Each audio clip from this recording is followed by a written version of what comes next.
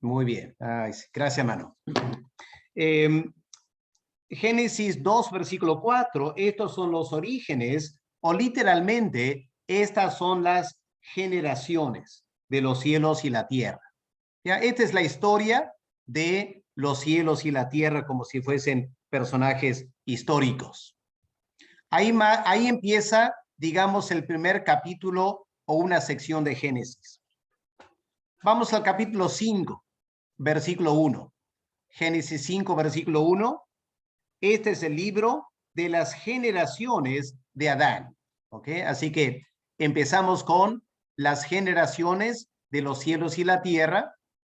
Y ahora pasamos a las generaciones de el primer hombre de Adán. ¿Ok? Ahí empieza la segunda sección de Génesis. Vamos al capítulo 6, versículo 9. Génesis 6, 9.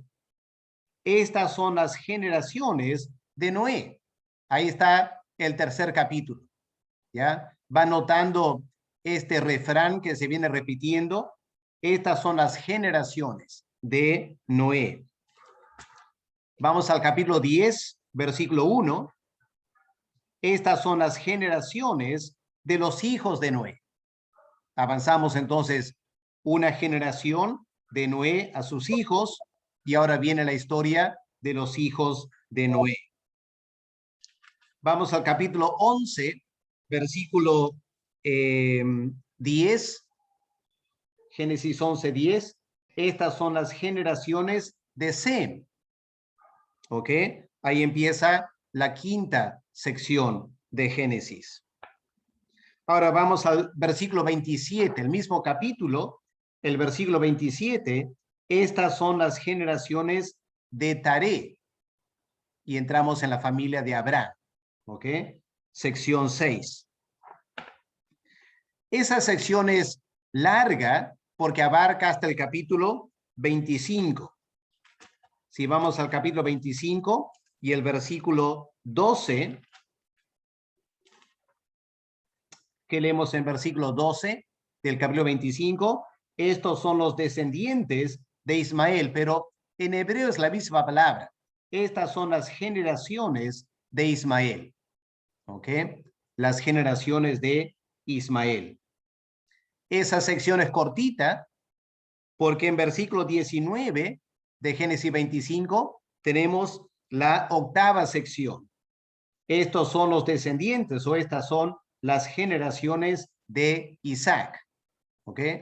Las palabras en español varían según la versión que estamos usando, pero en hebreo es la misma palabra. Es otra sección larga que nos lleva al capítulo 36, Génesis 36, el versículo 1. Estas son las generaciones de Esaú. ¿Ok? Es el noveno capítulo, la novena sección. Y finalmente, capítulo 37, el versículo 2, la Reina Valera dice, esta es la historia de la familia de Jacob, pero en hebreo dice, esta es la generación de la familia de Jacob. ¿Ok? Así que ahí tenemos la generación de Jacob, después de la generación de Esaú. Ahora, 10 secciones. ¿Por qué 10? Porque 10 es un número simbólico que apunta a la totalidad de algo. Número 7 es un número simbólico en la Biblia. Número 10 es otro número simbólico. Y aquí tenemos estas 10 partes del libro de Génesis. Obviamente, algunas secciones son cortas, otras son largas.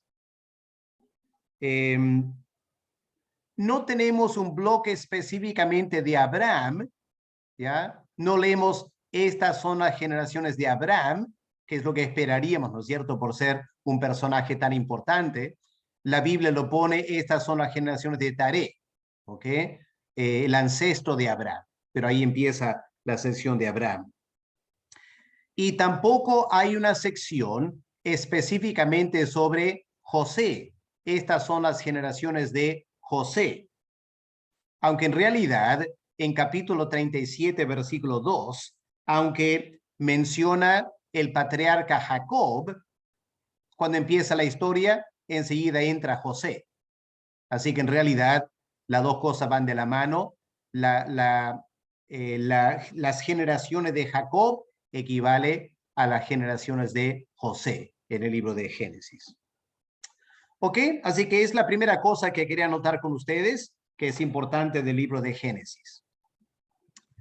¿Todo claro? ¿Alguna pregunta quieren hacer?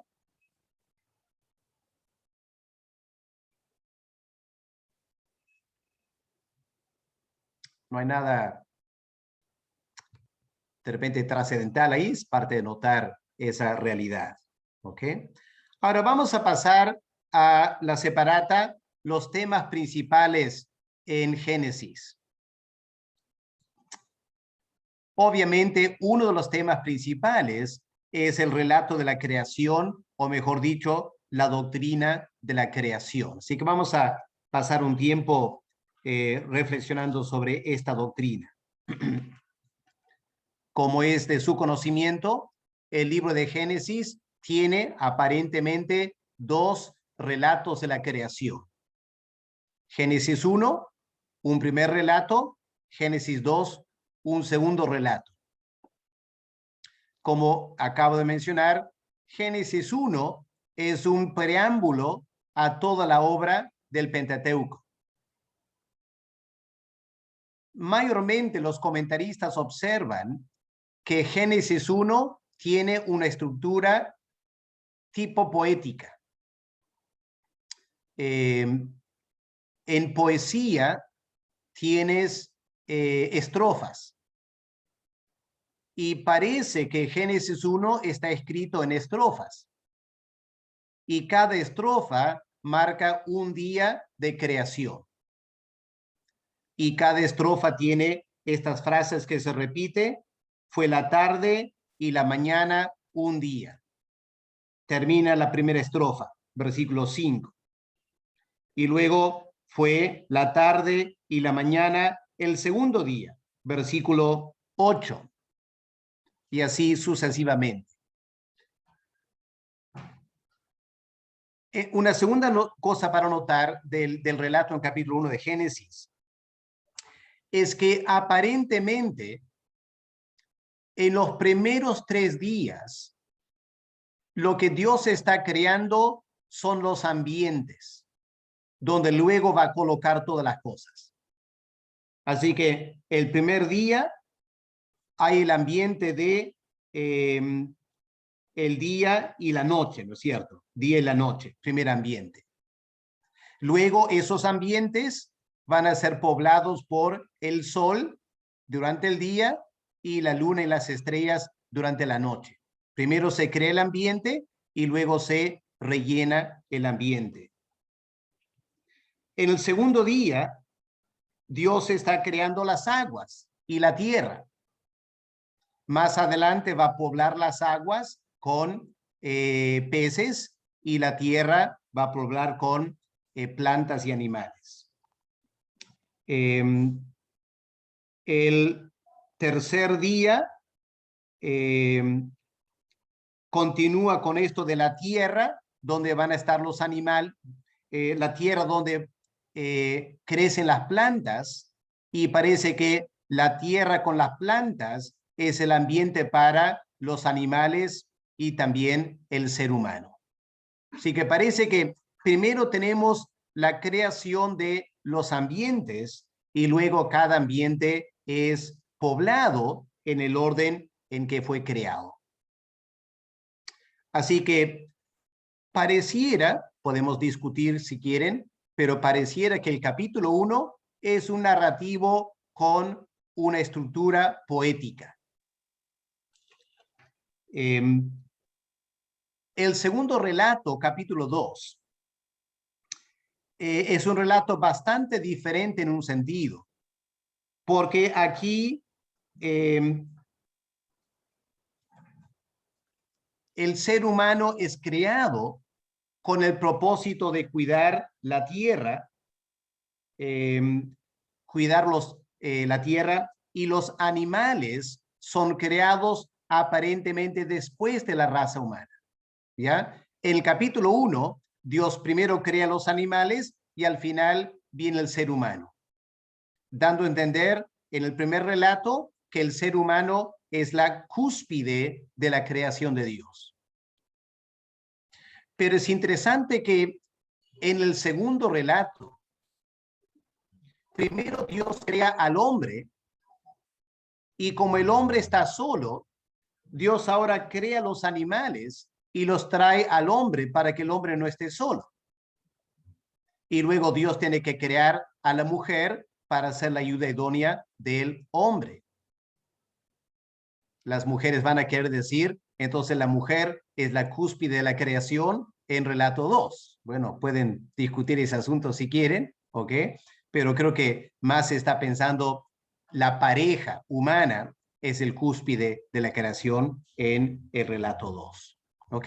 Así que hay dos relatos, como vimos la semana pasada, los liberales usan eso para decir, ya, entonces habían dos documentos originales y el autor no podía decidir cuál usar y decidió usar ambos en el relato final, que me parece es una forma muy anacrónica y culturalmente irrelevante esa forma de pensar, ¿ya?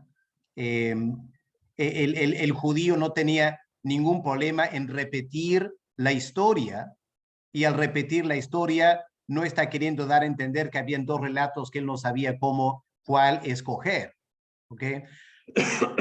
La mente hebrea es muy diferente a la mente europea y lamentablemente en la teología el estudio del texto bíblico ha sufrido bastante por una imposición de valores culturales europeos sobre la autoría de la Biblia. Eso es un gran problema en la interpretación. Ahora, cuando digo que el primer relato es poético, no estoy queriendo decir que no es histórico. Y aquí hay una confusión que ha entrado en la teología. Cuando alguien dice es histórico, entonces no es histórico. Bueno, solo tiene que pensar en los salmos. Los salmos son poesía. Pero estaría bien decir que porque los salmos son poesía, no son históricos, que no tienen valor literal. Eso no procede. David tuvo experiencias literales, históricas. Y lo que David hizo fue plasmar en forma poética una experiencia histórica. Así que hay que rechazar este concepto de que tienes que escoger entre un relato poético y un relato histórico. Esa dicotomía es falsa. Puede ser a la vez poético e histórico. ¿Ok? Y los salmos confirman eso con abundancia de detalle. ¿Ok? Lo que tenemos que preguntarnos es, ¿por qué tenemos dos relatos de la creación? Y la respuesta obviamente es porque Dios está tratando de enseñar dos cosas o varias cosas muy diferentes. Por ejemplo, en la primera creación, Dios crea los astros, el sol, la luna y las estrellas. Y Dios indica, estos astros son para señalar los tiempos. El paso del año, el día y la noche, las temporadas, etc. Lo que Moisés está diciendo es lo siguiente. El sol y la luna y las estrellas no son para adorar. Tampoco determinan tu vida. No son señores sobre ti. Más bien el sol, la luna y las estrellas son sus siervos. Fueron creados para ayudar a la raza humana. Y con eso Moisés está socavando todo el culto al sol, la luna, las estrellas que abundaba en ese tiempo. Así que Moisés está haciendo una declaración con el fin de socavar y anular cualquier concepto de adorar a los astros o pensar que las estrellas determinan la vida del ser humano aquí en la tierra, la astrología. Y lo que Moisés dice es que fueron creados para servir al ser humano. Así que eso es parte del énfasis en el primer relato. En el segundo relato, obviamente el interés del autor es señalar el origen del matrimonio y cómo debe el hombre y la mujer funcionar juntos. En capítulo 1, el primer relato, lo que enfatiza es el hombre y la mujer tienen la misma naturaleza, tienen la misma dignidad. Juntos comparten la imagen de Dios. Pero el segundo relato complementa eso, ya complementa, no lo contradice, lo complementa, diciendo que a pesar de la igualdad fundamental entre el hombre y la mujer, sus roles van a ser diferentes. ¿Ya? Han sido creados para cumplir roles diferentes.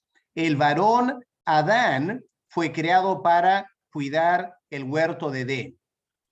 Eva fue creada para ayudarle a Adán a hacerlo. Por eso, hace unos días salió en noticieros peruanos una prédica de una mujer que enseñó esto, que la mujer es ayuda idónea del varón. Y habrán visto cómo la prensa ridiculizó ese concepto y había una idea de horror y espanto, ¿cómo es posible? Y alguien dijo, esto es de la Edad Media, este concepto. Hermanos, lamentablemente tenemos que enfrentar esta realidad. Esta enseñanza bíblica de la creación y de los roles del hombre y la mujer es algo que el ser humano hoy en día, mayormente la sociedad occidental, ha rechazado de plano y lo ha relegado a una época, según ellos, histórica, pasada, irrelevante para el día de hoy. Lo triste es que hay muchos cristianos, incluso evangélicos, que están adaptándose a esta presión del mundo. Yo planteo que eso es peligroso. ¿Ya? Si algo está en la Biblia, tenemos que aceptarlo, tenemos que tratar de entenderlo. El momento que empezamos a rechazar algo en la Biblia, básicamente porque la sociedad ha cambiado, socavamos toda la autoridad de la Biblia y ahora vamos a dejar que la sociedad determine qué en la Biblia es válido y qué no es válido. Eso para mí es peligrosísimo y va a destruir la iglesia cristiana en la medida que la iglesia acepta esa clase de argumento. ¿Ok? Esto no es nada nuevo, no hay que asustarse. En el primer siglo, el apóstol Pablo se dio cuenta que elementos de la fe cristiana chocaban con la cultura del primer siglo y la filosofía fundamental del primer siglo. ¿Se acuerdan cuando Pablo fue a Atenas y predica en Atenas a los filósofos? Y ahí muy atentos escuchándole hasta que Pablo menciona la resurrección de los muertos. ¿Para qué mencionó eso? Los filósofos se rieron del apóstol Pablo. Porque en el primer siglo, creer en la resurrección del cuerpo era una tontería. Literalmente para la sociedad era una tontería. Y por eso encuentras en 1 Corintios 15 y también en 1 Timoteo capítulo 1, el apóstol Pablo lucha con personas en la iglesia que estaban negando la resurrección. y diciendo que la resurrección es simplemente la experiencia espiritual del nuevo nacimiento. Esa es la resurrección y no va a haber ninguna resurrección literal. A dónde voy es que en el primer siglo la iglesia luchó con algunas enseñanzas cristianas que la sociedad simplemente no aceptó. Y cuando el apóstol Pablo pudo ver que algunos cristianos estaban acomodando la revelación bíblica a los conceptos filosóficos del primer siglo, el apóstol Pablo los disciplinó. ¿Ya? Habían dos personas que negaron la resurrección y el apóstol Pablo dice, los entregué a Satanás. ¡Wow! Bueno, esas personas estaban tratando de acomodar la fe cristiana al primer siglo. Pero para Pablo eso era altamente peligroso. Tan peligroso, mejor lo disciplinamos. Wow. Sí que hermanos, aunque suena muy radical lo que estoy diciendo, me parece que la Biblia enseña desde el comienzo lo que la sociedad hoy en día ha rechazado. El hombre y la mujer son iguales en dignidad, pero tienen roles diferentes. Y eso tiene implicancias para el matrimonio y para el ministerio en la iglesia. Y el apóstol Pablo trabaja eso en varias partes del Nuevo Testamento. Y si rechazamos eso, porque la sociedad hoy en día lo rechaza, vamos a encontrar que poco a poco vamos rechazando más y más de la Biblia hasta que al final quedamos sin doctrina, porque el mundo se va a encargar de cuestionar toda la doctrina cristiana. ¿Ok? Así que estos relatos de la creación son muy importantes, ¿ya? Y es necesario conocerlas y defenderlas. Bien, ¿alguna pregunta quieren hacer? Hasta ahí. Bueno, no sé si es pregunta, pero es acotación. ¿Ya?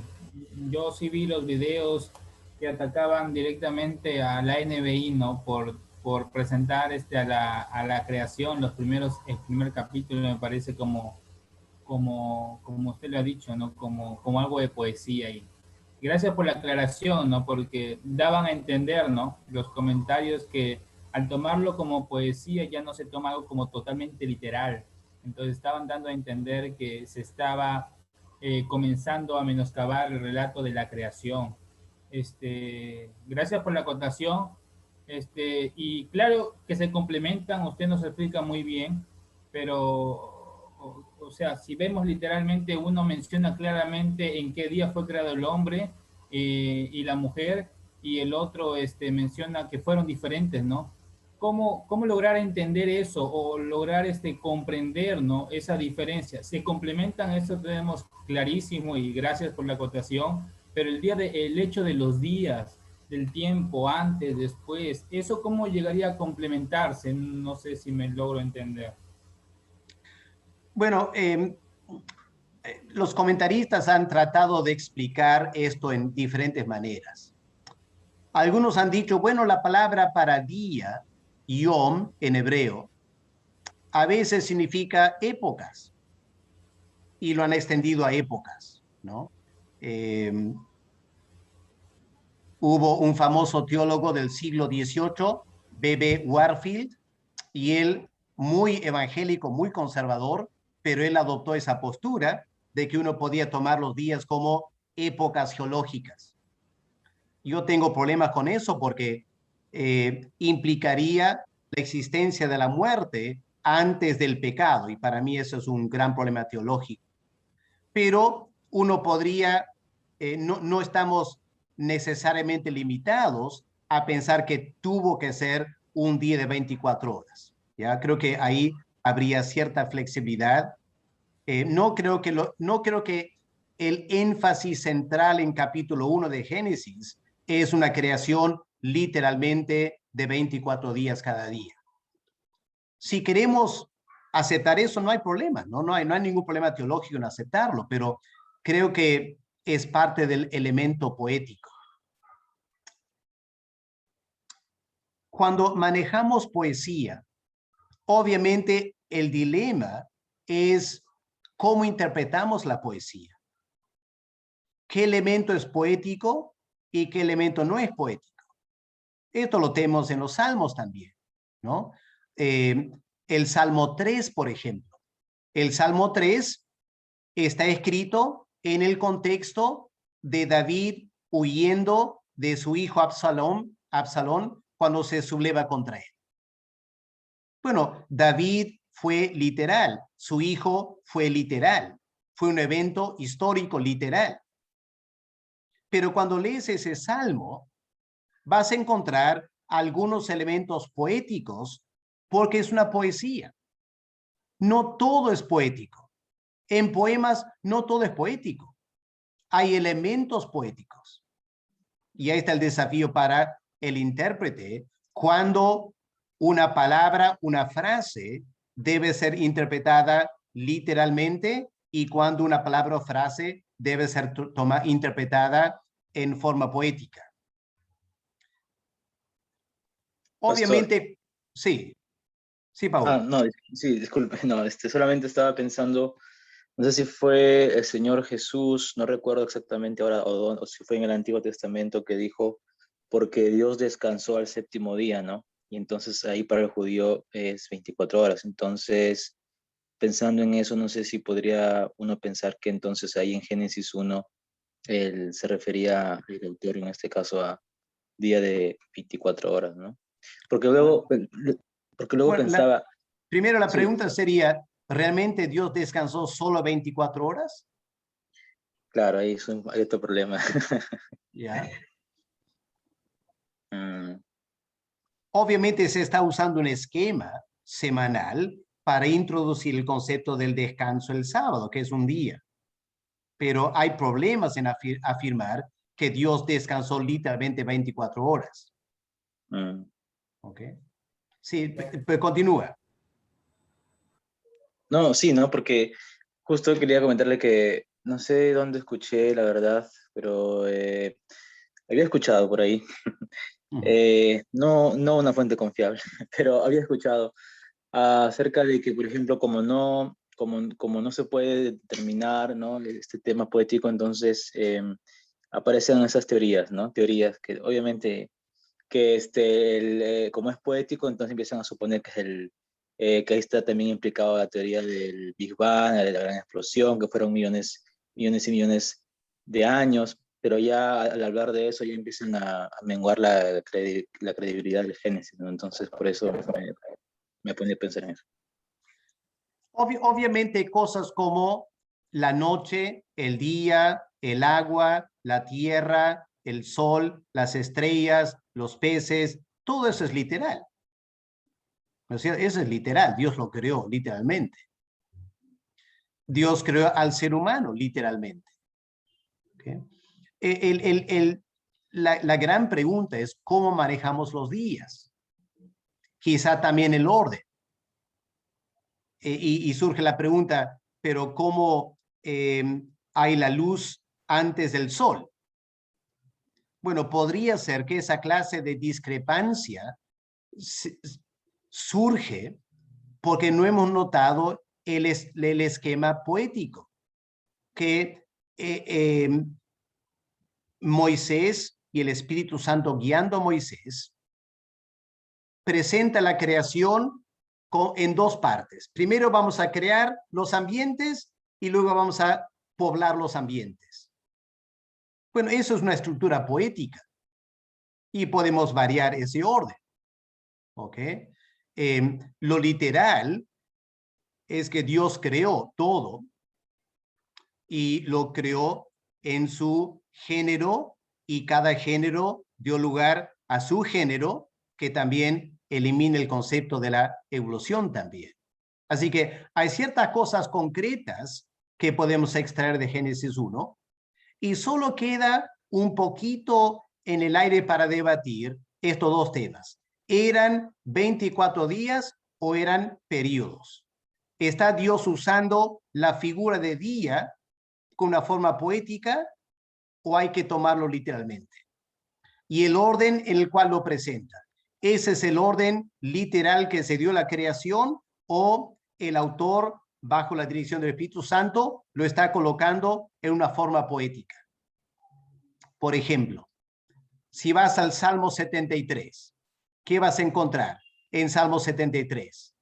Que la conclusión del Salmo está al comienzo.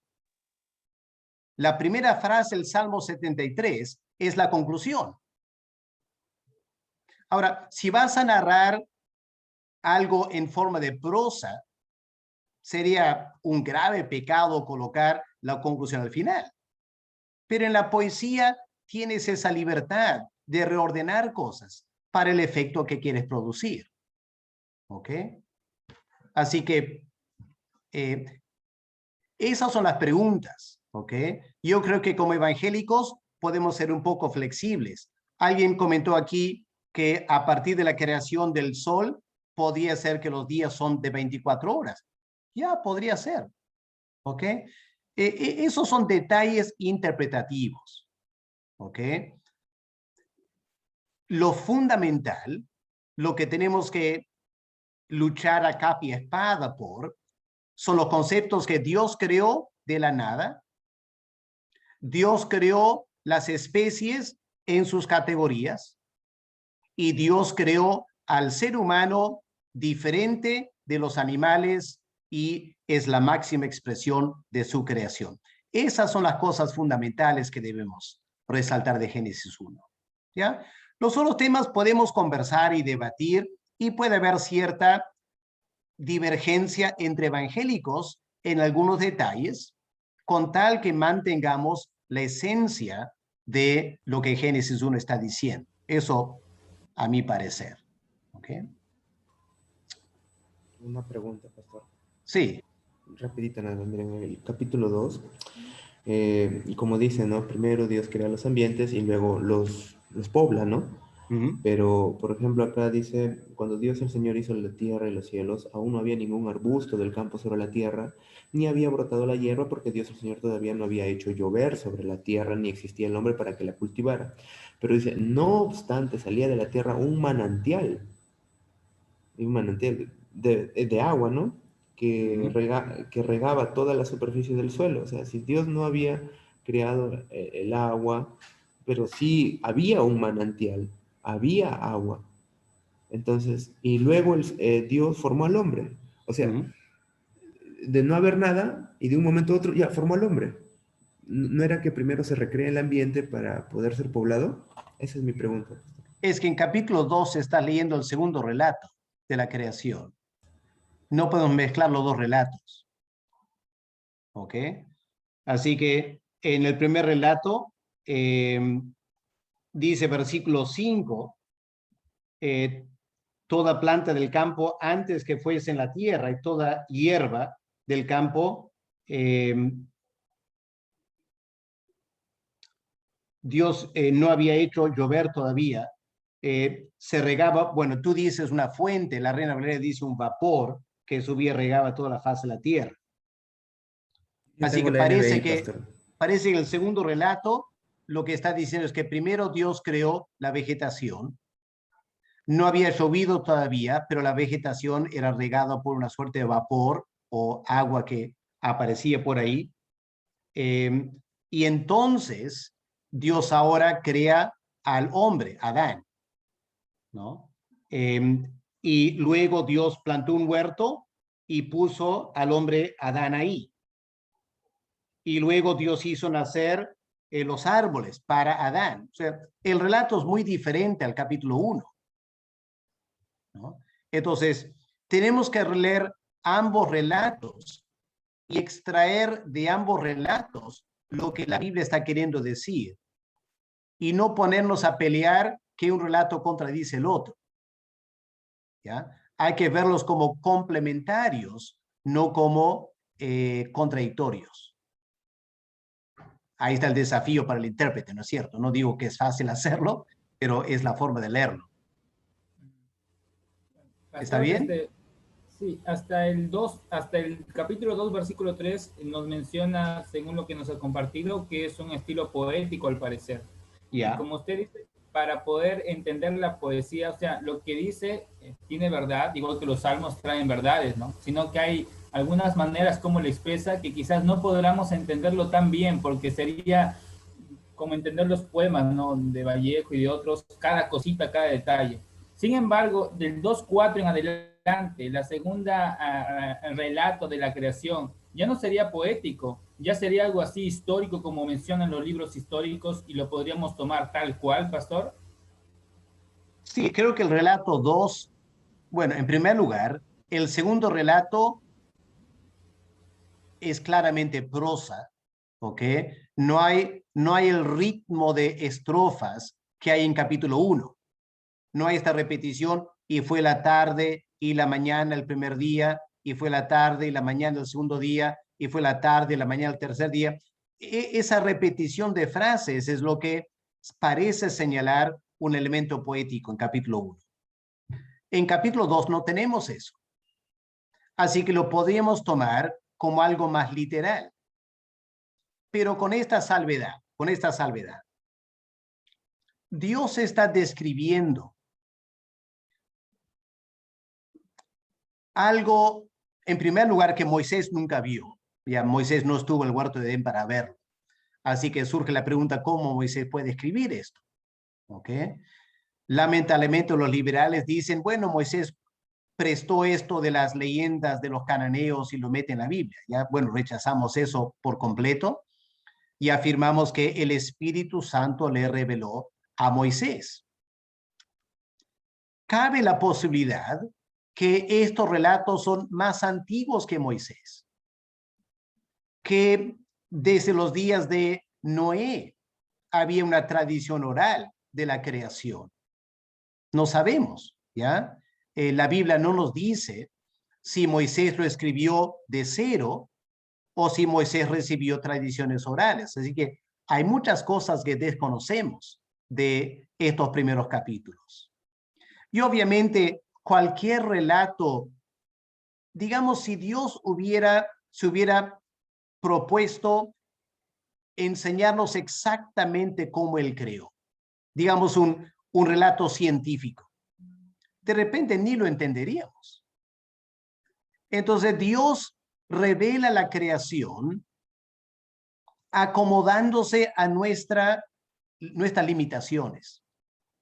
Y tenemos que leer el relato con esa humildad de reconocer que no estamos frente a un texto científico detallando punto por punto cómo Dios creó, sino que nos está presentando la obra de creación en una forma, digamos, simplificada. Pero aunque simplificada, es veraz. Y lo que enseña es lo que Dios quiere que aprendamos. Y todos tenemos muchas preguntas que quisiéramos saber. Pero si Dios no ha contestado esas preguntas, es porque esas preguntas no son importantes. Y aquí está la gran trampa de Satanás. Él nos mete a debatir un montón de temas y no estudiamos el texto para aprender qué es lo que Dios quiere que aprendamos el texto. Entonces, hay que resistir esa tentación y hay que tratar de centrarnos en estudiar el texto. ¿Ok? Pero con esa humildad de reconocer que Dios se acomoda a nuestras limitaciones humanas. ¿Ok? Pastor, buenas noches. Disculpe, yo hace años llevé un curso de Génesis ahí en Lima y en el seminario y fue muy interesante porque me despertó las ganas de investigar, de buscar, e inclusive con Génesis pude evangelizar en mi trabajo en ese tiempo y quedé muy sorprendida porque me interesó bastante el tema. Hay un grupo de científicos norteamericanos y ahora ha crecido esto, es un grupo grande, se llama Respuestas en Génesis, ¿no? Y ellos defienden contundentemente con evidencias científicas. Yo me compré 2 libros y me acuerdo que los leí y quedé sorprendida de todas las evidencias científicas de que la Tierra fue creada en 6 días, ¿no? Y no en miles de años o en más tiempo, porque tenían todas las evidencias científicas. Por ejemplo, una que me acuerdo era del polvo de los meteoros, que siempre caen meteoritos y siempre hay polvo meteor. Si fueran más de 6 días, si fueran miles de años, si la Tierra tuviese millones de años, ya estaríamos cubiertos de ese polvo meteoro, ¿no? O también del giro de la Tierra, ¿no? Si fueran más años, ya la Tierra estuviese girando más rápido, ya todo estuviese destruido. Y hay más evidencias científicas que realmente me quedó sorprendida también, para lo que fue la creación del hombre y la mujer, cómo fue y la adaptación para las diferentes color de piel, diferentes en los diferentes continentes. Todo tiene una explicación. Yo les animo a que puedan entrar a la página Respuestas en Génesis, y ustedes ingresan ahí, buscar, y para cada pregunta tienen ellos una respuesta. Y lo lindo, ¿no? Yo de eso aprendí, de que mi fe es racional, ¿no? Yo puedo buscar la razón, y me quedé muy satisfecha, ¿no? Porque son científicos los que avalan estas respuestas, ¿no? Bueno, pastor, quería dar Ya, esa... Giovanna, gracias, sí. Es cierto, ¿no? Ese grupo es un grupo que ha ayudado mucho a la iglesia a encontrar evidencias científicas que sostienen la doctrina de la creación. Lo único que les advertiría es que tengan cuidado con la tentación de, ¿qué es la palabra? Mal usar la ciencia para encajar con la Biblia, ¿ya? Es una pequeña tentación que hay que evitar. Por ejemplo, lo que tú has mencionado, Giovanna, por los meteoritos. Lo que eso podría enseñar es que la Tierra es joven, ¿ok? Es decir, la Tierra no tiene miles de millones de años. Pero ese argumento no en sí no puede comprobar 6 días de creación de 24 horas. ¿Ok? Entonces tenemos que entender y pensar bien qué es lo que la evidencia científica realmente enseña, y no extrapolaciones de la ciencia que realmente no está confirmando algo. Y lo digo porque el gran peligro para el evangélico, especialmente el que no es científico, es que nos armamos de 2 o 3 detalles de una revista y pensamos ya somos científicos y empezamos a lanzar nuestro conocimiento, y solo falta que haya un científico que te destroza con su conocimiento, y ahí lo único que has hecho es comprobar que el evangélico muchas veces dice cosas que no sabe, ¿no? Entonces, la ciencia es muy útil para el creyente, muy útil, pero es un arma de 2 filos y tenemos que usarla bien, ¿ok? Y un peligro que yo he notado es la tentación de usar un argumento científico para enseñar algo y la lógica no procede, ¿ok? Y eso es lo que hay que tener cuidado, ¿ya? Pero aparte de eso, Giovanna, lo que dices es muy cierto. Yo les animo a todos los chicos, busquen Pastor, esa página porque es muy útil esa página, una ese ministerio. una Sí, consulta, pastor. Pero también el relato de Génesis no es un relato tampoco científico, ¿no? Entonces quizás también tendríamos que tener un poco de cuidado, ¿no? Si bien es cierto que quizás pueden haber ciertas cosas que encajan, pero no es bueno, por lo que yo he visto, no es un relato científico, ¿no? O no era la intención de hacer un relato científico. ya. Pero, ajá, sí, ¿no? Lo que Giovanna dice es muy importante porque como evangélicos es útil poder armarnos de argumentos a favor de una tierra temprana, ¿ya? Porque los geólogos hablan de miles de millones de años y el creyente dice, wow, ¿ya cómo manejo esto? ¿No? Porque a primera vista pareciera que Génesis descarta por completo una tierra de miles de millones de años. Así que es muy útil para el creyente buscar evidencias que apuntan a una edad de la Tierra no tan larga de miles de millones de años. Sin embargo, les planteo una alternativa, ¿ya? Esta es mi teoría personal. así que la pueden descartar por completo, no hay ningún problema, ¿ya? ¿Ya? Pero mi teoría personal es la siguiente. Les hago esta pregunta. Cuando Adán y Eva fueron creados, ¿qué edad tenían? Adultos, ya. No son adultos, pero... ¿Qué edad tenían? Según lo que nos ha enviado, más o menos 20, creo pasó. 20 años, los dibujos que han visto, ¿no es cierto? Adán y Eva. No sabemos qué edad. Bueno, no sabemos qué edad, ¿no es cierto? Pero la Biblia da a entender que Dios no los creó bebitos, ¿no es cierto? Los creó ya adultos o por lo menos jóvenes. Ahora, si tú hubieras llevado un científico, Adán a un científico, un minuto después de haber sido creado, y le preguntas al científico, a ver, señor científico, usted que es médico y conoce el cuerpo humano, ¿cuántos años le pone a esta persona? Y el científico empieza a usar su conocimiento, mira sus dientes, mide sus huesos, su talla, su peso, y el médico dice, bueno, según mi conocimiento, esta persona, este hombre, no tiene menor de 20 años. 20, 25 años. Pero no, tiene un minuto.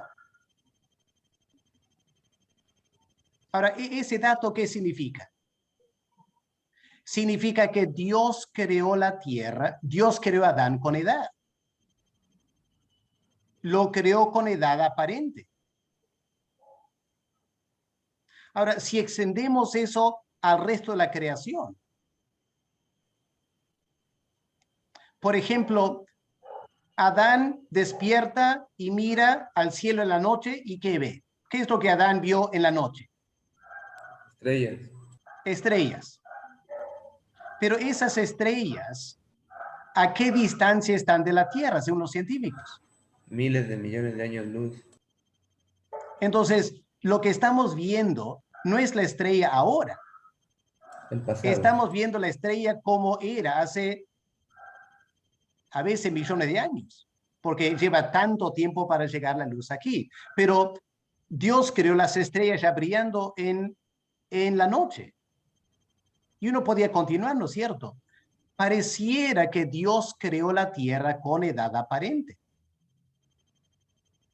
Ahora, el método científico, un punto fundamental del método científico es que Dios no existe, Dios no interviene. Así que vamos a analizar todo lo que existe sin postular a Dios. Bueno, el científico tiene todo el derecho a hacer eso, pero su conclusión puede estar muy equivocada. Yo planteo que eso es lo que está pasando aquí. Yo planteo que Dios creó el universo como creó a Adán. Adulto, no un bebito. Creó un universo ya funcionando. Eso obviamente requirió crear la apariencia de edad. Lo que el científico está haciendo ahora es simplemente medir la apariencia de edad. Y el científico choca con la afirmación bíblica que Dios lo creó hace unos cuantos miles de años. Así que para mí, aunque es bueno usar ciertos argumentos científicos, podría ser que la verdad es más simple que eso. Y es que todo fue creado con edad aparente. Ahora, el científico, no lo puedes comprobar y el científico no lo puede negar. Es un asunto de fe. Pero con eso resuelves todo el problema. O a lo menos muchos los problemas. Entonces, pensamos los huesos de los dinosaurios en la Tierra. ¿Y Dios no pudo haber creado los huesos en la Tierra para que el ser humano desarrolle su inteligencia y su poder analítico?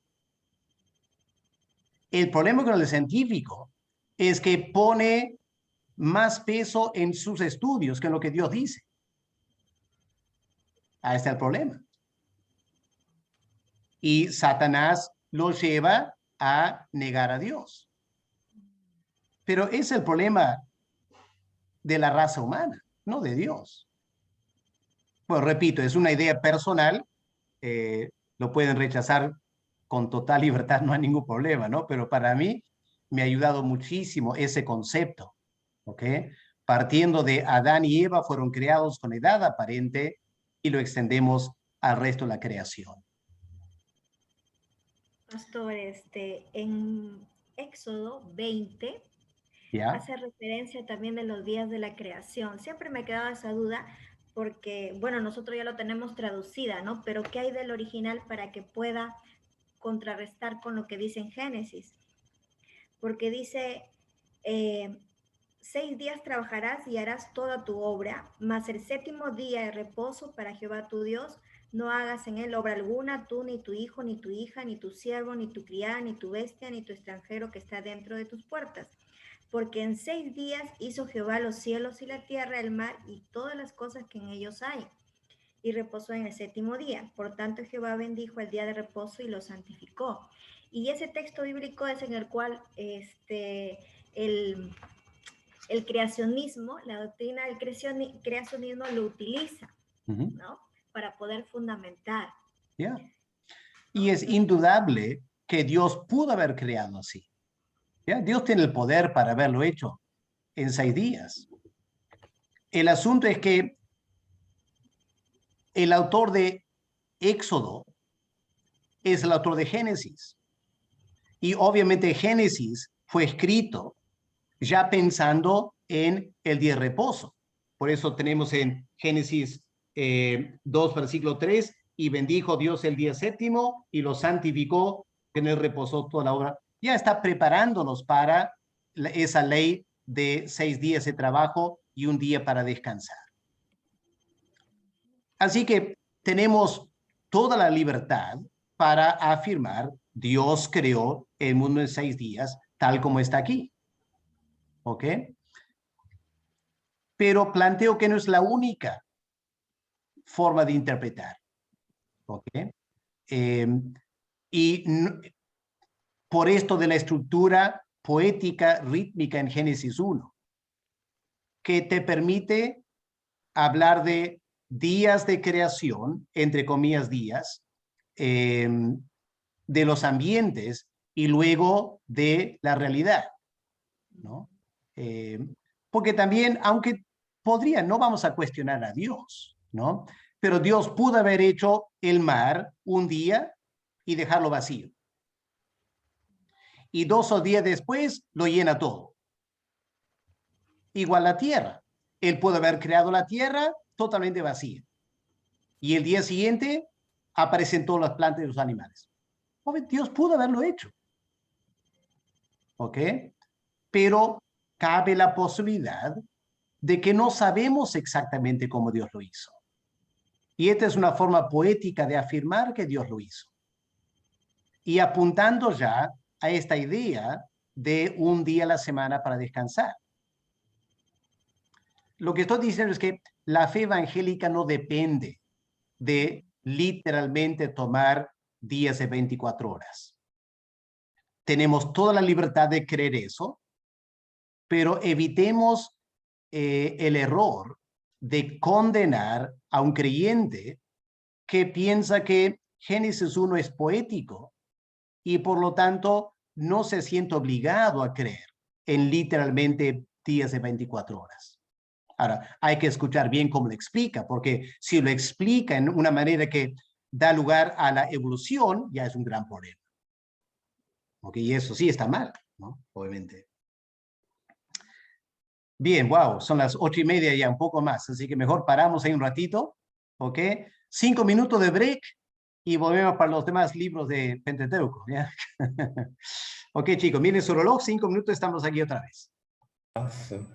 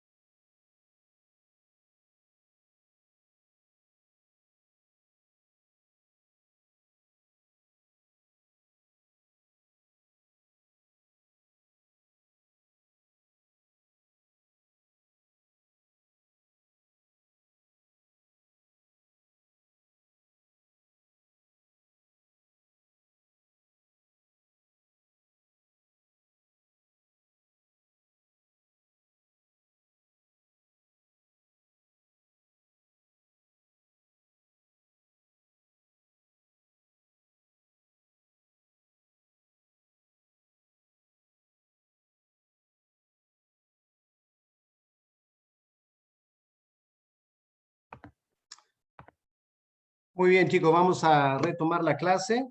Quiero ver si Carlos Rodríguez ha llegado. Carlos Rodríguez, creo que no. Aldo no ha llegado tampoco, ¿no? Aldo Zambrano. Y Franklin Lozano.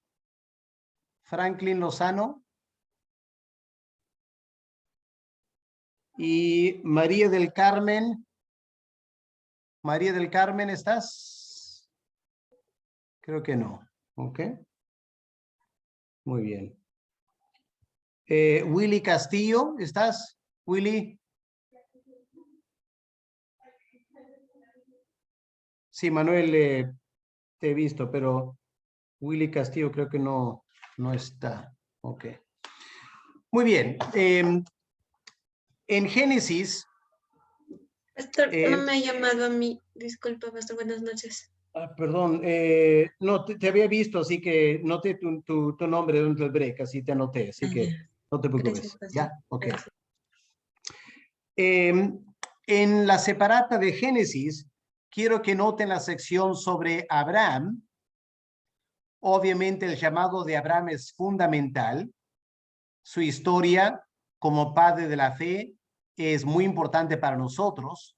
Así que es importante no solo leer las historias, sino reflexionar teológicamente sobre las historias. El apóstol Pablo en Romanos nos ayuda en Romanos 4, también en Hebreos capítulo 11 tenemos reflexiones teológicas y es importante ir más allá de solo la historia de Abraham. Quiero que noten en la última sección de la separata de Génesis, el ángel de Jehová. ¿Ok? Esto, chicos, es muy importante. Temo que muchos de nosotros no hemos estudiado suficiente la manifestación de la segunda persona de la Trinidad en el Antiguo Testamento. Me acuerdo una vez predicando a un grupo de pastores pentecostales en la sierra, y le dije, hermanos, el Señor Jesús, ¿qué hacía antes que nació en Belén? Y los pastores me quedaron mirando y medio se rieron y dijeron, nada, pastor, si recién había nacido, ¿qué iba a hacer antes? Y yo dije, pero ¿el que nació no era el eterno Hijo de Dios? Claro. ¿Y él no hacía nada del Antiguo Testamento? Me quedaron mirando como nunca había pensado en eso. ¿Ok? Es muy importante, hermanos, que en nuestra doctrina trinitaria tengamos claro la presencia y la obra de la segunda persona de la Trinidad a lo largo del Antiguo Testamento. ¿Ya? Desde Génesis hasta Malaquías. Ahora, en Génesis, como varias partes del Antiguo Testamento, detectamos la presencia de la segunda persona de la Trinidad bajo la nomenclatura el ángel de Jehová. El ángel de Jehová es un personaje misterioso que aparece repetidas veces. A primera vista, uno podría pensar que es un ángel nomás. Pero leyendo en detalle el relato, te das cuenta, no es un ángel nomás. La palabra ángel, ¿qué significa? Estamos tan acostumbrados a la palabra ángel que nos olvidamos que la palabra ángel tiene un significado. La palabra ángel en hebreo significa mensajero. Mensajero. Y hermanos, ese es un nombre tan apropiado para el Señor Jesús. Juan lo llama el verbo. El Antiguo Testamento lo llama el mensajero. es el que viene a la raza humana para comunicar un mensaje de parte de Dios. Así que vamos a mirar algunos pasajes ahora para empezar a entender la presencia de la segunda persona de la Trinidad en el Antiguo Testamento. Vamos a, bueno, antes, ya, vamos a empezar en Génesis 14. El orden que tengo aquí es más temático que otro. A ver, vamos a ver dónde está la primera manifestación. Capítulo 16. Génesis 16.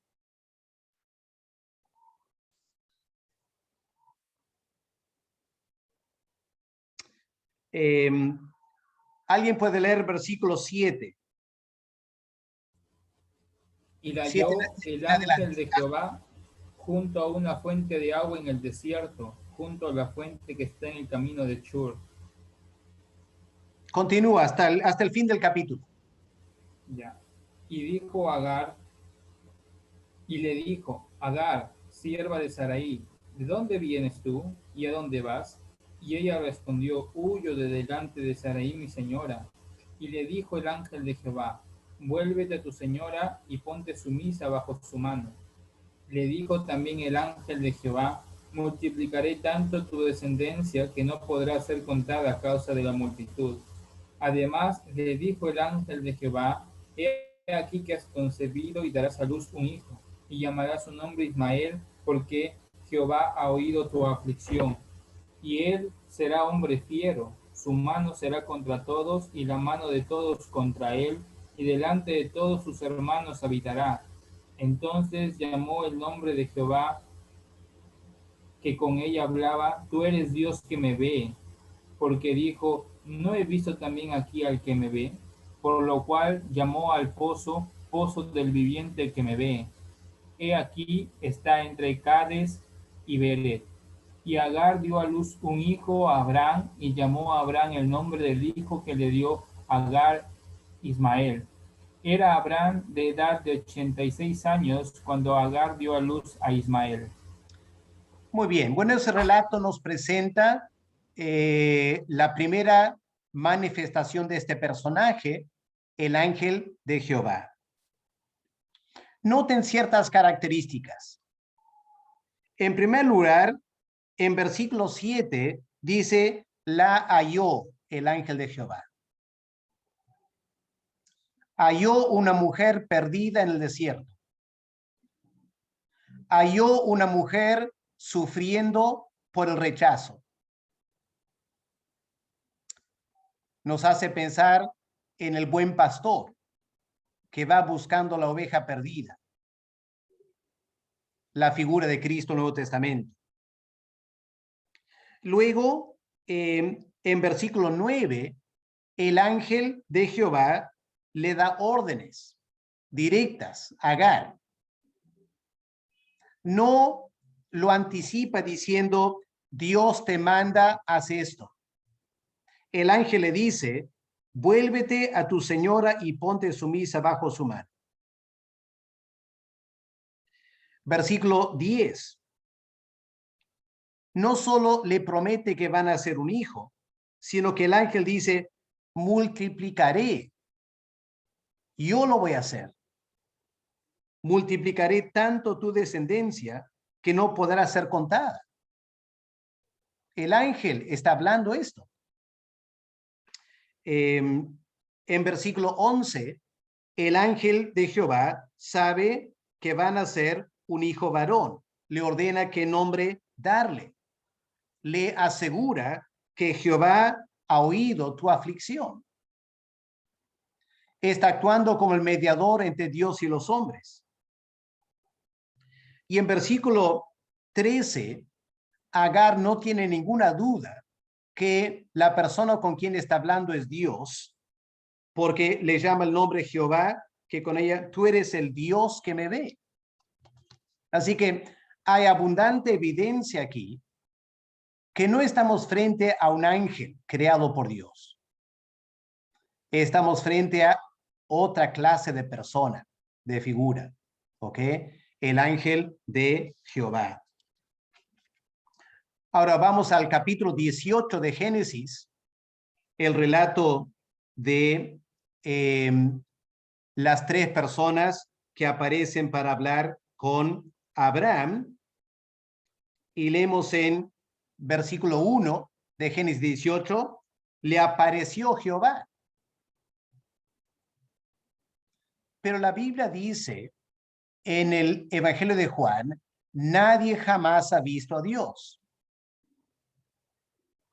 Así que ahí Juan está hablando a Dios el Padre. Jesús es la manifestación de Dios el Padre. Así que si apareció Jehová, se supone a la luz del Nuevo Testamento que se manifestó en la persona la segunda persona de la Trinidad. Lo que sabemos que es en el relato más adelante, dos ángeles van a Sodoma y Gomorra. Esos dos ángeles son ángeles. Pero ¿qué pasó con el tercero? Y tenemos en versículo 11, las tres personas se levantan para ir hacia Sodoma, pero Abraham queda conversando con uno de ellos. Y versículo 17 dice, Jehová dijo, encubriré yo a Abraham, y empieza una conversación ahí. Pero esa conversación es con la tercera persona que apareció. Y es con el ángel de Jehová, con quien Abraham aquí dialoga, y termina el verso 33, y Jehová se fue luego que acabó de hablar con Abraham. Pero yo planteo que ahí no es Dios el Padre, es Dios el Hijo, que el Antiguo Testamento llama el ángel de Jehová. Vamos al capítulo 22, Génesis 22. El momento que Dios le llama a Abraham a sacrificar a su hijo Isaac. ¿Qué leemos en versículo 11? Cuando Abraham estaba por matar a Isaac, ¿qué leemos? El ángel de Jehová dio voces desde el cielo. No Dios el Padre. El ángel le habla. Y en versículo 12, el ángel le da una orden.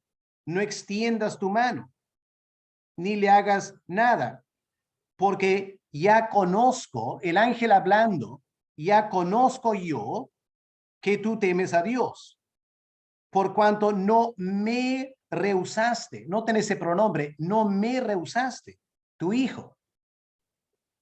Un ángel jamás hablaría así. El ángel siempre da la gloria de Dios. Pero este ángel se identifica con Dios. Y como Jesús dijo, yo y el Padre uno somos. Así que en ese momento, versículo 15, y llamó el ángel de Jehová a Abraham por segunda vez y dice, por mí mismo he jurado, dice Jehová.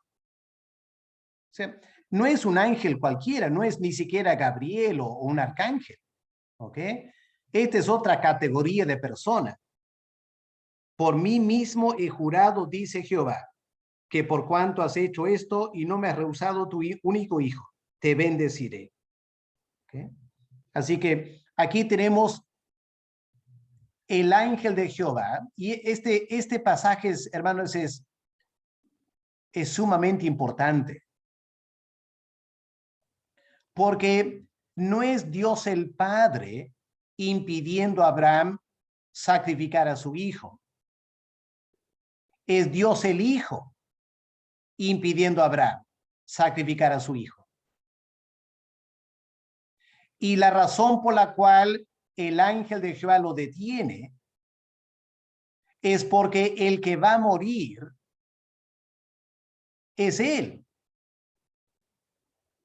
El que detiene a Abraham es el que 2000 años después colgó en la cruz.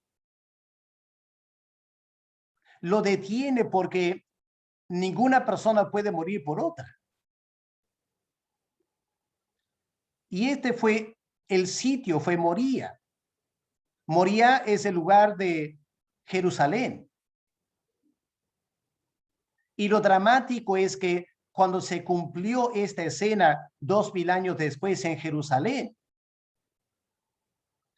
no era Abraham que iba a clavar el cuchillo en su hijo Isaac, era Dios el Padre que iba a derramar su ira sobre Dios el Hijo. Pero no hubo una voz del cielo en el Calvario diciendo a Dios, detente, no lo mates. Así que este pasaje reviste mucha importancia teológica, doctrinal, devocional para el creyente. ¿Ok? Cuando vemos que el ángel de Jehová es la segunda persona de la Trinidad en el Antiguo Testamento. ¿Ok? Vamos al capítulo 28, Génesis 28.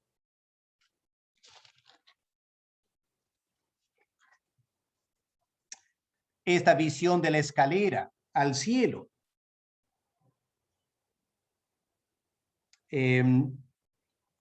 Dice el versículo 13, he aquí Jehová estaba en lo alto.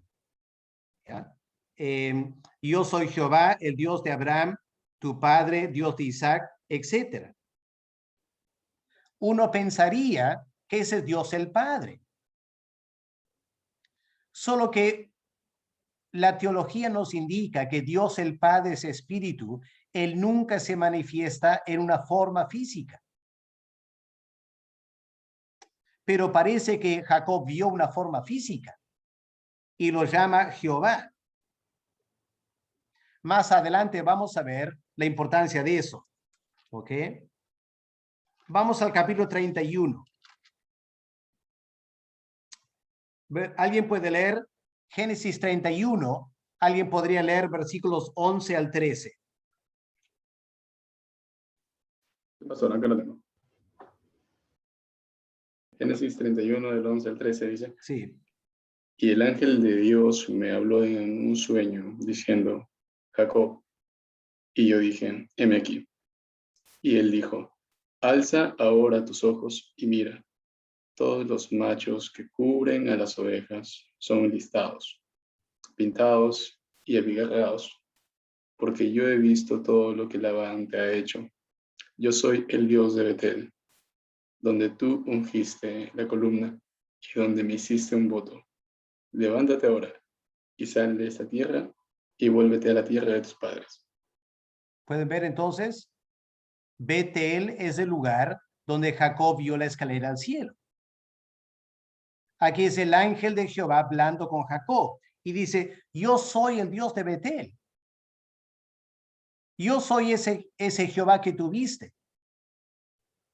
Pero es el ángel de Jehová que confirma que no es Dios el Padre en Génesis 28, es Dios el Hijo en Génesis 28.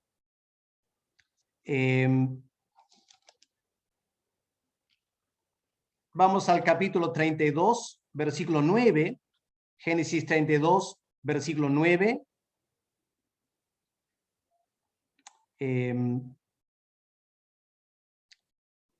No, ese no es el... bueno, aquí solo para confirmar, comparando los textos, que el ángel de Jehová es también el Dios del padre Abraham, el Dios del padre Isaac, que le dijo, vuélvete a tu tierra y a tu parentela, porque el que le ordenó a Jacob a volver a su tierra era el ángel de Jehová. ¿Ok? Aquí dice, Dios de mi padre Abraham, Dios de mi padre Isaac, Jehová que me dijiste, pero el que le dijo fue el ángel de Jehová. ¿Ok? Para confirmar eso. Vamos al capítulo 32, el versículo 24 al 30. La lucha con el ángel en Peniel.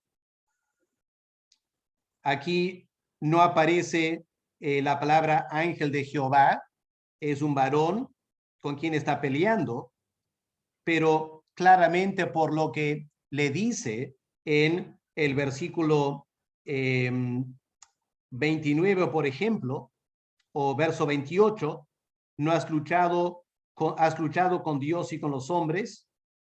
Y verso 29, ¿por qué me preguntas por mi nombre? Da a entender que es un nombre especial, y lo bendijo a él. ¿Ya? ¿Y cuál fue el nombre que le dio a ese lugar? Peniel. Peniel, ¿qué significa? La cara de Dios. He visto a Dios cara a cara. Así que Jacob en alguna manera se dio cuenta que ese hombre, entre comillas, no era simplemente un ángel, era el ángel de Jehová que hablaba con él. Miren capítulo 35, Génesis 35, versículo 9.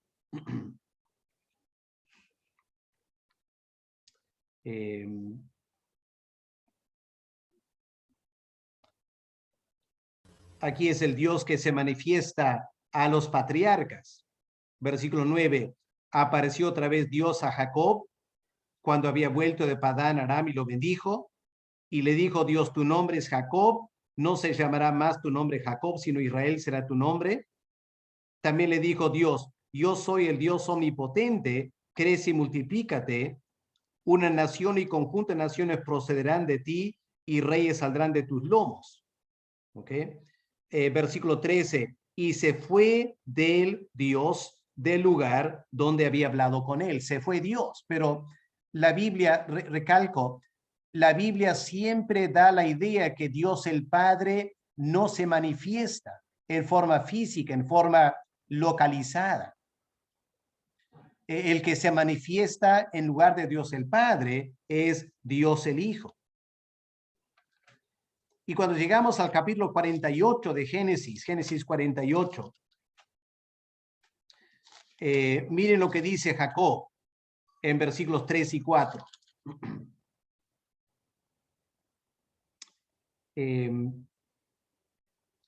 Génesis 48, versículo 3, y dijo a José, el Dios omnipotente me apareció en luz en la tierra de Canaán y me bendijo. Está hablando de Betel, ¿no es cierto? Luz era otro nombre para Betel. Ya hemos notado que el que apareció a Jacob en Betel era el ángel de Jehová, pero ahora se identifica como el Dios omnipotente. Claramente no es un ángel. Y la promesa en versículo 4. Si miramos versículo 15, miren Génesis 48, versículo 15. Y bendijo a José, diciendo, el Dios en cuya presencia anduvieron mis padres Abraham e Isaac, el Dios que me mantiene hasta que yo soy hasta este día, el ángel que me liberta de todo mal. Todas las peleas con Labán, etcétera, era el ángel de Jehová. Así que espero que quede claro para nosotros, ¿ya? El libro de Génesis muestra al Hijo de Dios, el Verbo, que luego se encarnó, pero antes de la encarnación trabaja y trabaja y trabaja. El intermediario entre Dios y los hombres. Nadie ha visto a Dios jamás. Lo que vieron fue el ángel de Jehová, la revelación de Dios a los seres humanos. ¿Ok? ¿Alguna pregunta de esa parte de Génesis? Pastor, Moisés era consciente de todo lo que de lo que estaba escribiendo. Por ejemplo, nosotros tenemos la posibilidad de hacer un estudio detallado. ¿Era consciente Moisés de toda la magnitud de la implicancia, por ejemplo, que tiene el ángel del Señor en los libros? Bueno, si vamos a Éxodo 3, ¿qué leemos en versículo 2?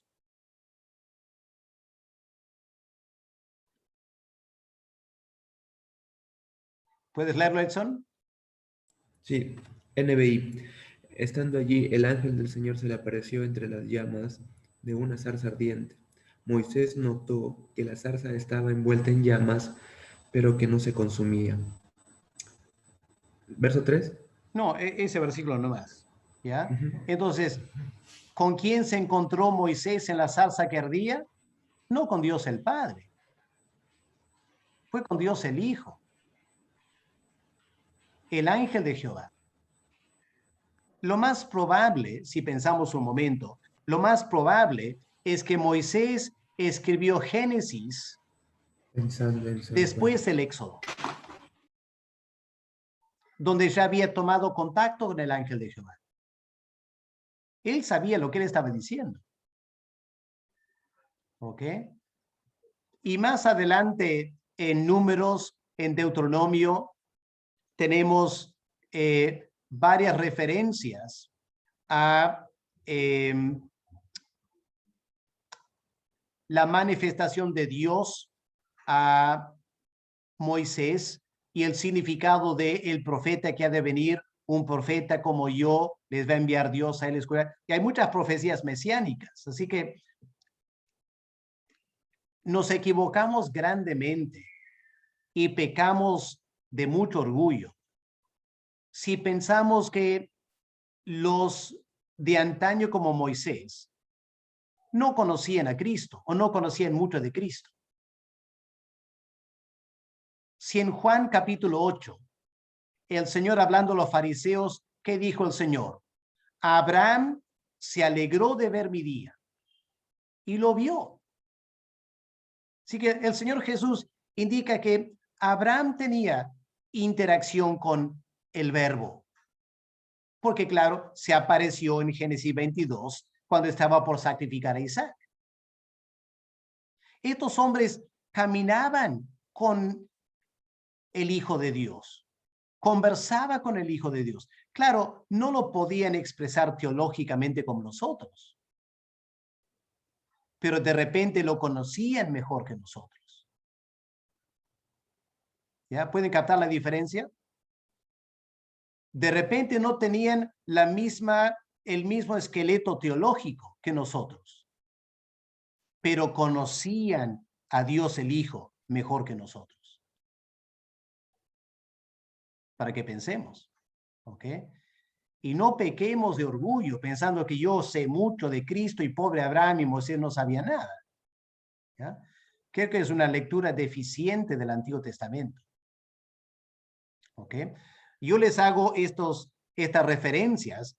Obviamente, lo que tienen que hacer ustedes ahora es releer y releer esos pasajes y meditarlos hasta que filtren su entendimiento lo que la Biblia está diciendo.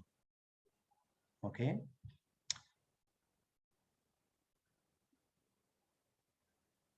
¿Otra pregunta, observación?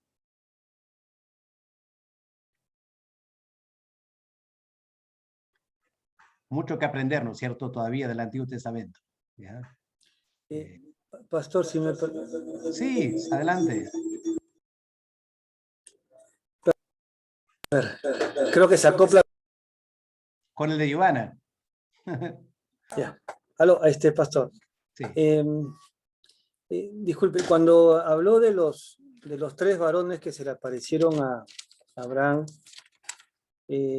claro, entiendo de que uno de ellos era el ángel de Jehová y los otros 2 eran 2 ángeles, ¿no? Yo en algún momento de mi vida pensé que era una representación de la Trinidad, ¿no? Padre, Hijo y Espíritu Santo. Me parece que eso no es correcto. Solamente quería decirle eso, ¿no? Gracias. Sí, muchos hemos pensado eso. Yo cuando era joven también pensaba eso, ¿no? Y es solo cuando uno va estudiando, reflexionando, que se da cuenta, hay muchas cosas que uno tiene que replantear, ¿no? Y ese es el arte de estudiar la Biblia, ¿no? Nadie nace de nuevo sabiendo todo, hay que estudiar y... Gracias, Héctor, por ese aporte. ¿Ya? Bien, pasemos entonces de Génesis a Éxodo.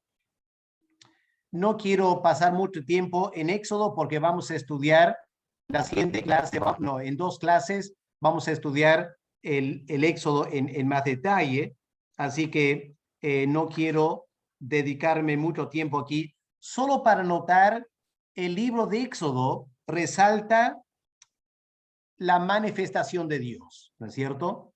Tenemos Dios en la nube y la columna de fuego. Tenemos a Dios manifestándose en el monte Sinaí y tenemos a Dios manifestándose en el tabernáculo, llenando el tabernáculo. ¿Ok? Habría que hilvanar finamente la teología para tratar de discernir en estas manifestaciones de Dios dónde está el Padre, dónde está el Hijo, dónde está el Espíritu Santo. ¿Ok? Porque la cosa no es tan fácil que digamos. El tabernáculo llenándose de la gloria de Dios se repite cuando el templo de Salomón fue construido, ¿no es cierto? Y luego en Hechos 2, el día de Pentecostés. Pero el que llenó la iglesia fue el Espíritu Santo. Ahora, si la iglesia es el templo del Espíritu Santo ahora, ¿cómo miramos a estos incidentes en el Antiguo Testamento, donde el templo fue lleno de una gloria y el tabernáculo también? Bueno, les dejo a ustedes para reflexionar, ¿ok? Son asuntos teológicos que hay que sopesar un poquito, ¿ok? Esto de la nube y la gloria que guió al pueblo de Israel. Cuando leemos el Antiguo Testamento, pareciera que se trata de Dios el Padre, porque es la nube y la gloria que estaba en el monte Sinaí. Y uno piensa, bueno, ese es Dios el Padre. Pero recuerden que la columna antecede el monte Sinaí, porque cuando salen de Egipto, la columna ya está presente con ellos. Y cuando leemos en 1 Corintios, el apóstol Pablo da a entender que Cristo estaba en la nube. Así que la interpretación paulina de la nube es que apunta a Cristo. Así que tenemos todavía que trabajar un poco estas manifestaciones del Antiguo Testamento para ver cómo lo manejamos, pero a lo menos en todo esto, en algo de todo esto, el Señor también está presente. ¿Ok? Creo que comenté, fue para el curso de Juan.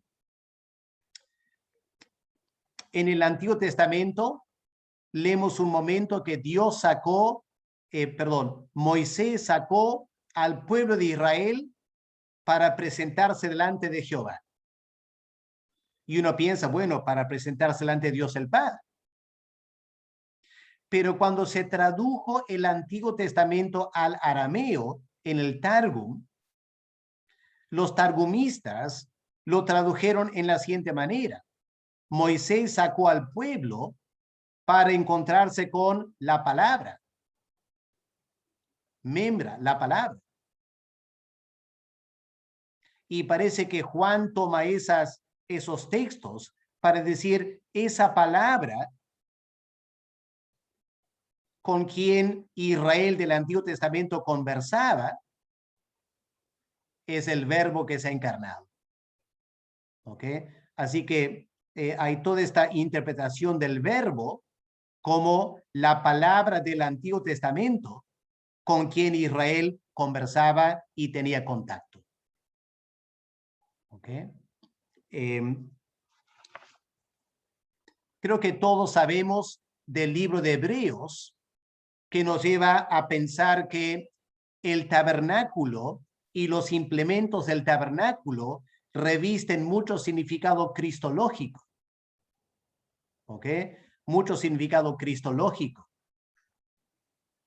Que nos lleva a pensar que todo esto, el tabernáculo, está lleno de Cristo también en el Antiguo Testamento. Ahora quiero que miren Levítico capítulo 1, versículo 1.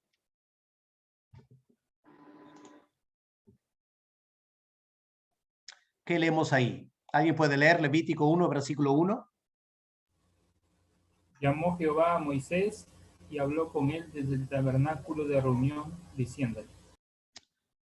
Bueno, el tabernáculo de reunión se acaba de llenar de la gloria de Dios. Y ahora dice, y Jehová habló a Moisés desde el tabernáculo.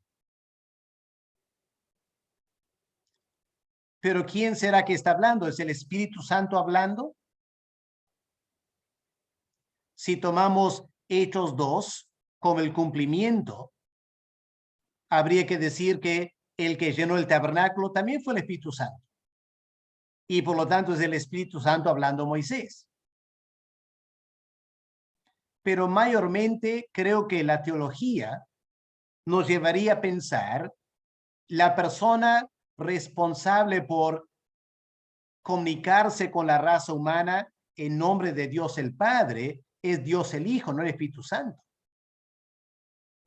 Así que uno pensaría que es Dios el Hijo hablando a Moisés aquí. Repitiendo lo que Juan dice, nadie jamás ha visto a Dios el Padre. El que es la revelación de Dios el Padre es Dios el Hijo. Así que habría que tomar eso en cuenta aquí, ¿no? Pero mucho más probable que el que está hablando con Moisés del tabernáculo es Dios el Hijo. ¿Ok? Anticipando su ministerio sacerdotal o como sumo sacerdote, como dice Hebreos, que el Señor Jesús ha entrado al lugar santísimo. Y el lugar santísimo está en el tabernáculo. Así que todo eso nos llevaría a pensar que esto es Dios el Hijo, no tanto Dios el Padre. Bueno, son cosas que tendrán que sopesar, leer libros de teología, comentarios, aunque lamentablemente muchas veces los comentaristas no entran en detalles, no contestan las preguntas que deben contestar, ¿ok? Pero hay que tratar de hacer teología, ¿ok? Y tratar de relacionar una cosa con otra. El libro de Levítico, entonces, todo el libro de Levítico. Levítico es un libro fascinante, ¿ok? ¿Por qué es fascinante Levítico? Porque es Dios hablando. ¿Ya? Desde el comienzo, Levítico 1:1. Miren Números capítulo 1, versículo 1. Miren, el primer versículo de Números, ¿qué leemos?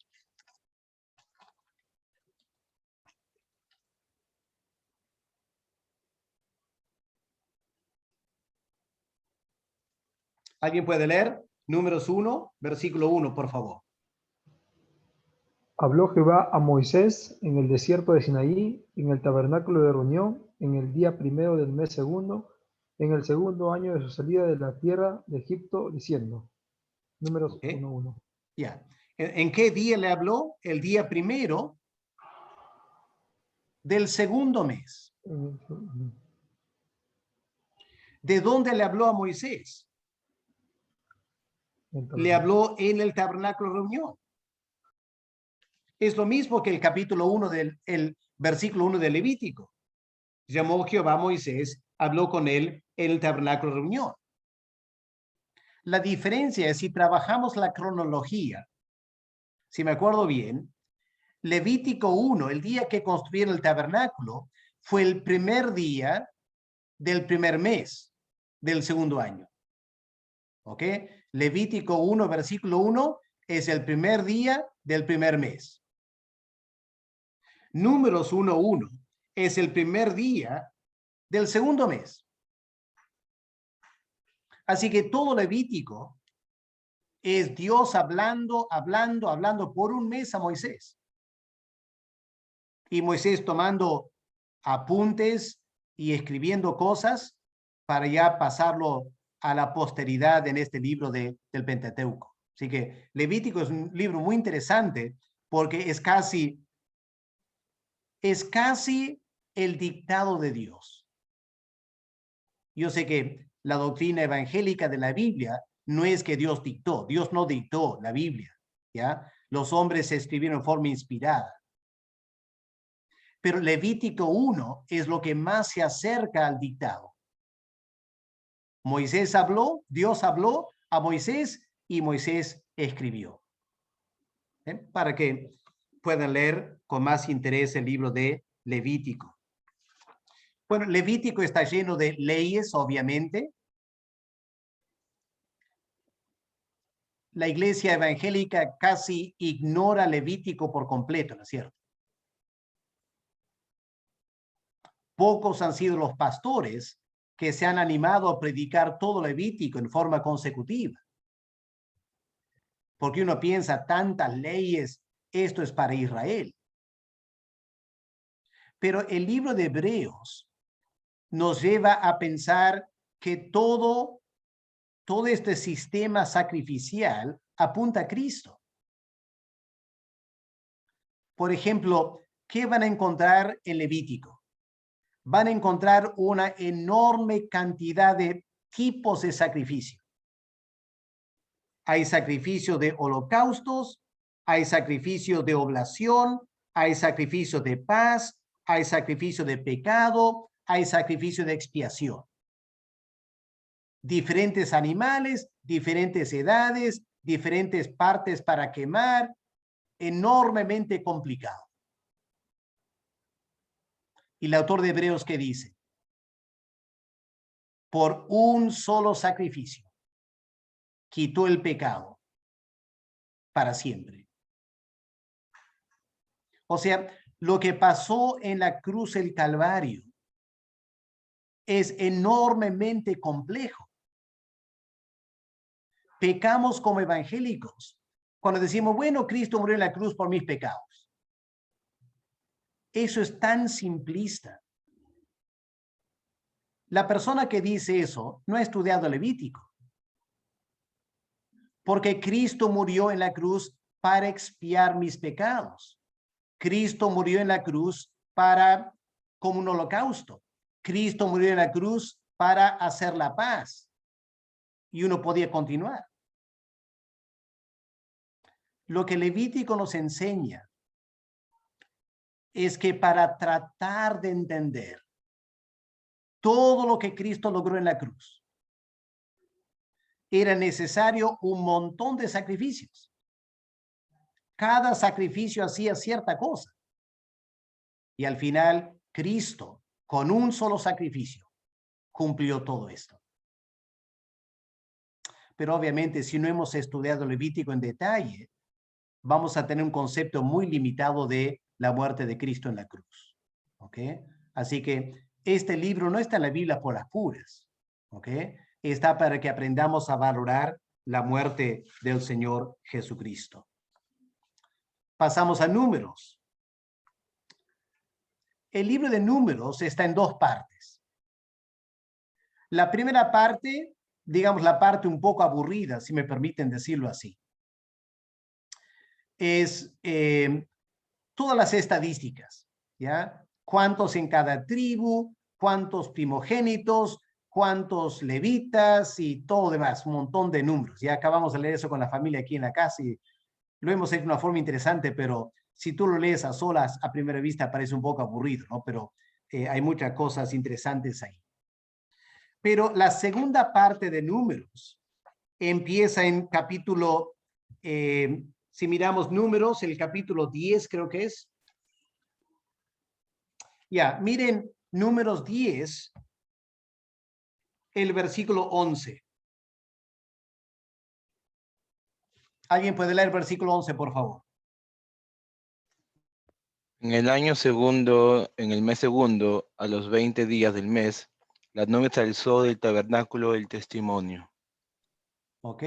¿Lo puede relacionar con versículo 1 del primer capítulo? ¿Cómo empieza el libro de Números? Miren otra vez en sus Biblias. ¿Qué día es Números capítulo 1, versículo 1? Día 1 del primer mes. No el primer mes. Del segundo. El primero del mes segundo. Ok. El mes segundo. El primer día del segundo mes. ¿Qué dice Números 10, 11? El 20 día del mes segundo. Ya, es el mismo mes, pero es 20 días después. Ahora tienes la cronología para ver qué es lo que se hizo en los 20 días.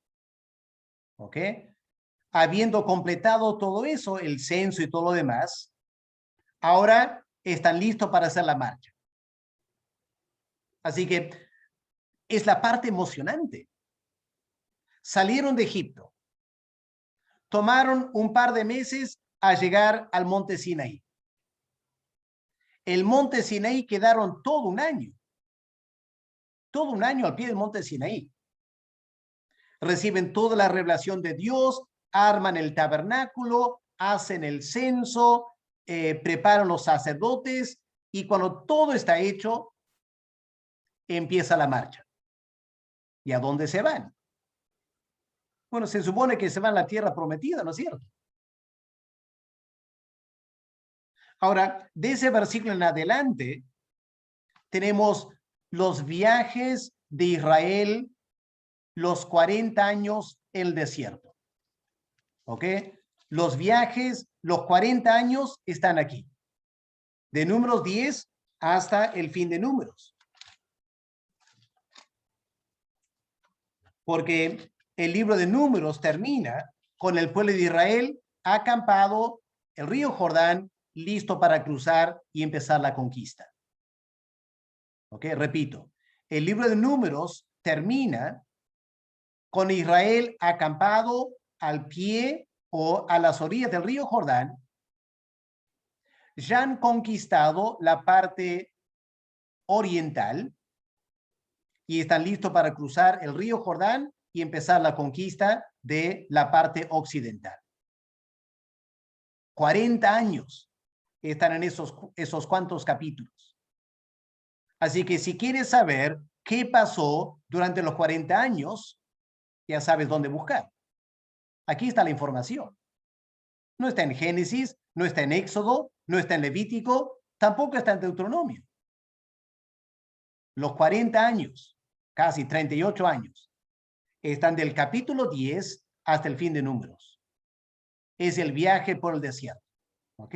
Así que hay que sacar tu atlas bíblico y hay que empezar a leer esos capítulos y trazar en tu mapa bíblico la ruta de Israel. Fascinante ese estudio. ¿Ok? Vas a aprender mucho si haces ese estudio de la ruta de Israel del monte Sinaí a la tierra prometida. Vas a ver que dieron muchas vueltas y quedaron acampados por años en uno o dos lugares. ¿Ok? Y ahora terminamos con el libro de Deuteronomio. ¿Ok? Y el libro de Deuteronomio, ustedes sabrán, simplemente significa la segunda ley. Están por cruzar el río Jordán. Moisés ya está viejito. Y lo que Moisés hace para ayudar al pueblo es les da una serie de prédicas. Deuteronomio son prédicas, sermones de Moisés a Israel, repasando toda la experiencia desde salir de Egipto hasta llegar a donde están. Así que Deuteronomio es muy lindo, porque recalca y confirma lo que venimos leyendo en Éxodo, Levítico y Deuteronomio, y Números. Pero las partes más interesantes de Deuteronomio es cuando llegamos al final. Quiero terminar con esto. Miren el capítulo 32. ¿Qué es el capítulo 32 de Deuteronomio? Es un cántico, ¿no es cierto? Es el cántico de Moisés. Moisés tiene 3 cánticos en la Biblia. El primer cántico de Moisés, Éxodo 15, el cruce del Mar Rojo. Primer cántico de Moisés. Segundo cántico de Moisés, capítulo 32 de Deuteronomio.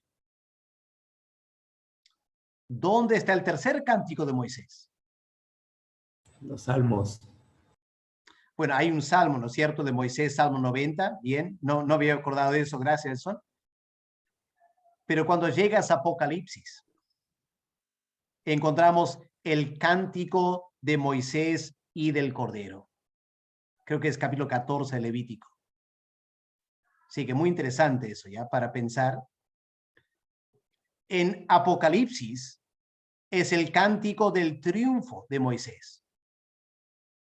Pero aquí en Deuteronomio 32 es el cántico de la apostasía de Israel. Cántico muy triste. Y Moisés compuso este cántico y les mandó a Israel: aprendan este cántico, canten y canten y canten. Y si tú lees el cántico, describe la apostasía del pueblo de Israel. Dios ya advirtiéndoles en su canto lo que va a pasar más adelante. Por eso, capítulo 32 es muy interesante para leer y estudiar. Y el otro es el capítulo 33. Deuteronomio 33. Algo más alegre aquí, ¿no es cierto? Ya no es un cántico de la apostasía de Israel.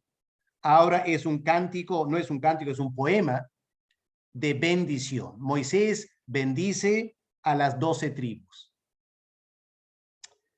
Yo les animo, como curioseando un poquito, hagan un estudio comparando Génesis 49 con Deuteronomio 33. ¿Ya? Fascinante ese estudio. Comparen Génesis 49 con Deuteronomio 33. Génesis 29 es la bendición de Jacob.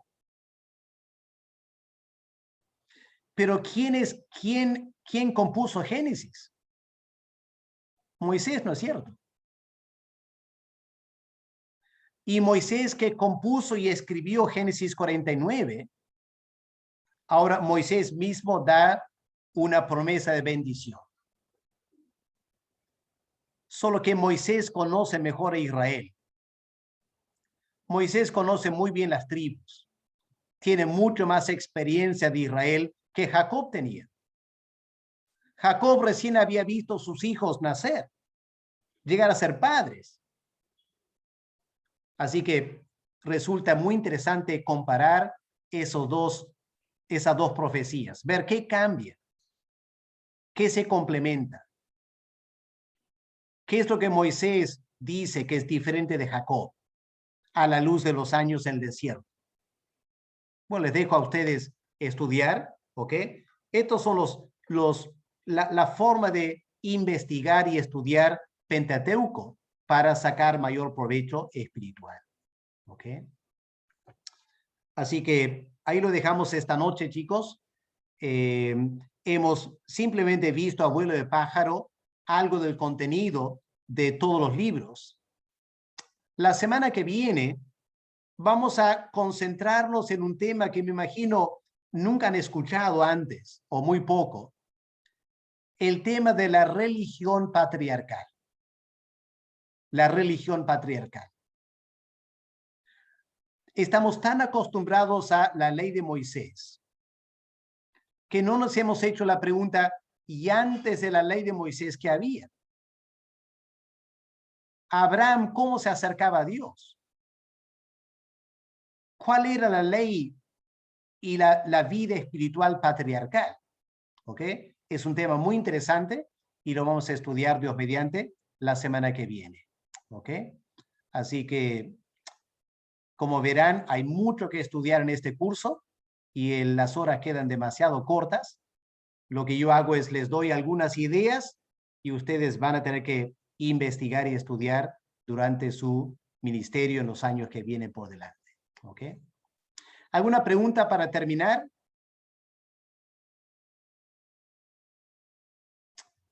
No he visto el sílabo, ¿ok? Entiendan algo, chicos. Aunque yo no haga referencia a la fecha de entregar o lo que sea, no piense que me he olvidado, ¿ok? Las fechas para todo queda establecido en la ley de los medos y los persas que nunca cambia, ¿ok? Así que, ya, aunque no, pero usted no lo dijo, pastor, eso no entra aquí, ¿ya? El sílabo manda. Confieso que no he mirado el sílabo para confirmar las fechas, pero estamos sujetos al sílabo, ¿ok? Cuando llegue el momento para entregar las tareas, la tienen que entregar el día asignado y me lo van a enviar, en este caso, lo van a enviar a mi WhatsApp, ¿ok? Voy a pedir que envíen sus trabajos a mi WhatsApp. Cualquier excepción habría que conversar para que yo no pierda sus trabajos, ¿ok? Pero el sílabo está ahí, les di el primer día y ese sílabo se rige, ¿ya? Las fechas del examen, todo eso está establecido ahí para ustedes, así que lean y recuerden su sílabo. Yo lo voy a hacer ahora terminando esta clase también para ver las fechas, me he olvidado. Bien, lo dejamos ahí, hermanos, para terminar esta noche. Vamos a pedir al hermano Edson, por favor. Edson, guíenos en oración para terminar, por favor. Vamos a orar. Señor, te damos gracias por esta clase que hemos tenido. Gracias por pastorales que se ha preparado para poder guiarnos, Señor, y motivarnos a poder estudiar más de tu palabra, Señor. Podemos darnos cuenta que nos falta mucho por aprender aún y el contenido es bastante amplio, porque tú eres infinito, Dios. Nunca vamos a llegar a conocerte a plenitud, Señor, ni en la eternidad. Pero lo que podamos hacer acá en la tierra, lo haremos, Señor, según tu voluntad. Permítenos, Señor, tomar un descanso y prepararnos para este fin de semana, Señor. Guarda nuestras familias, guarda nuestros corazones, guarda nuestros pensamientos, Señor, y permítenos también cumplir todas las tareas asignadas. En el nombre de Jesús. Amén. Amén. Muchas gracias. Cualquier pregunta que tengan, pueden escribirme a mi WhatsApp para cualquier aclaración que necesiten. ¿Ok? Dios les bendiga, chicos. Estamos terminados. Pueden despedir.